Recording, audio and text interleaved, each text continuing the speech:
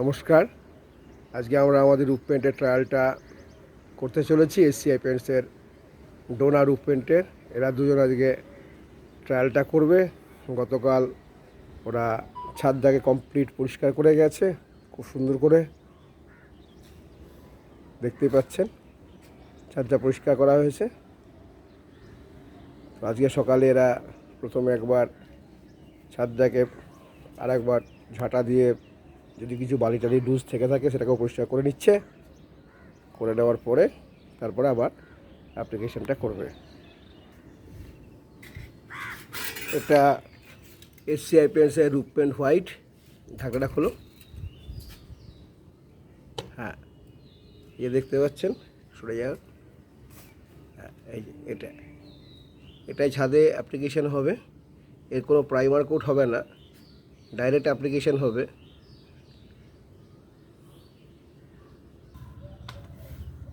হ্যাঁ,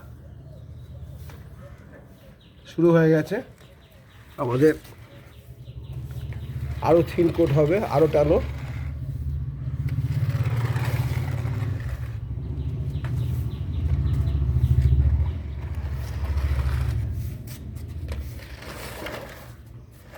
ওই গায়ে ওই ওই ওই কোণ থেকে নাও। ওই কোণে তোমার পেনটা দিতে হবে, আর ওই কোণে আরও পেনটা দিতে হবে। অসুবিধা হলে বেরো না। তোমার কি মনে হয় ব্রাশে মারলে শুধু ব্রাশই মারো? না, আমি বলছি কোনগুলো বেরাসে করে লাগাতে হবে। তাই বলো, যেটা তোমার সুবিধা হবে।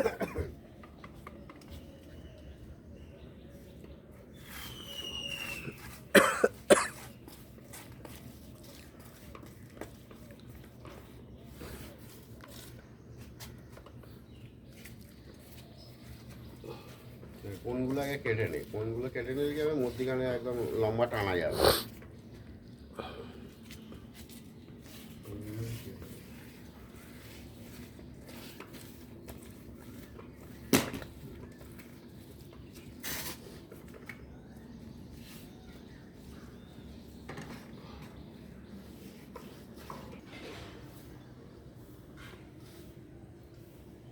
চালাবো।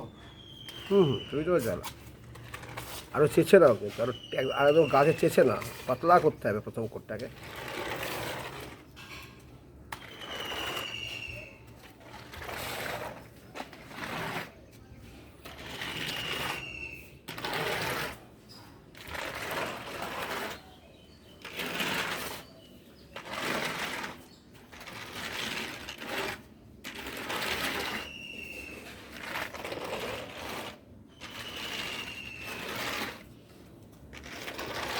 মনে হলে সামান্য জল দিয়ে দিতে হয়।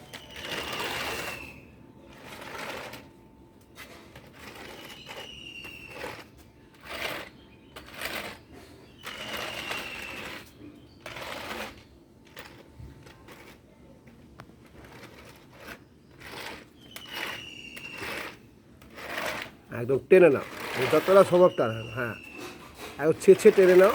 হ্যাঁ,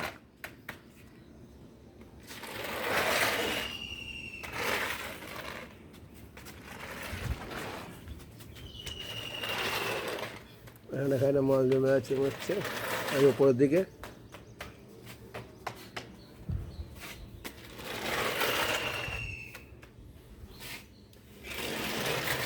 কেননা এর একটা কিন্তু হচ্ছে যে উঁচু নিচু থাকলে সেই জায়গাগুলোকে মাল পেন্টের যে লেভেলটা ঠিক না হয়, ওটা কিন্তু অ্যাপ্লিকেশনের জন্য ডিফেক্ট হবে। এবং তখন ওইখান থেকে কিন্তু পরবর্তীকালে আবার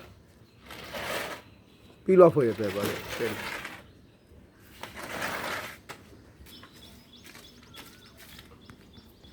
এটা হালকা করে না ভিজিয়ে মারতে হবে, বুঝেছেন? ফ্লোরকে ভেজাতে পারবেন না, হ্যাঁ, ফেলতে পারবে না। ফ্লোরকে ভেজাতে পারো। তুই দরকার পড়লে মেটেরিয়ালকে একটু থিন করতে পারো, মেটেরিয়ালে অল্প একটু জল দিতে পারো, কিন্তু ফ্লোরকে ভেজানো যাবে না।